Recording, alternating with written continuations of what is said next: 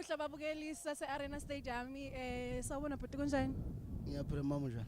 Ngiyaphila ngicela ukubuza ngikhuluma noba. Ukhuluma noNdodozo ongasibiza Sibonga waziwa ngolusho. Alright, namhlanje njengoba kulomcimbi ubuciko bengoma, ngicela ningazise igama leqembu lenu ukuthi liyini. Isicaca sawanongoma. Qhamuka kwaNongoma. Yebo sawanongoma.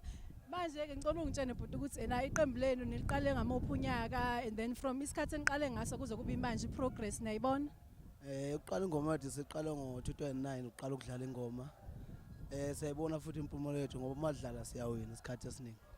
Ukuhle ke lo mcimbi vela kuwena nje sobuka nje kahle kahle. Sizobuka kanzima ukuzogida. Sizobukwa nje. Kanzima ukuzodlala namhlanje? Sizobukwa abantu namhlanje. Siyodlala nje bese sibuka abantu. Iqembu lenu nani sinalisungula nini? Ngo-2009. Kuze kube manje. Okay, manje ke namhlanje ke nizizwa ninjani ukuthi nibe yingxenye yomcimbi omkhulu kangaka? Sijabula ukubizwa lo mcimbi kwandele bani. Ngathi khona abanye ade befisa ukuvela kulo mcimbi mhlawumbe akwenzakalanga.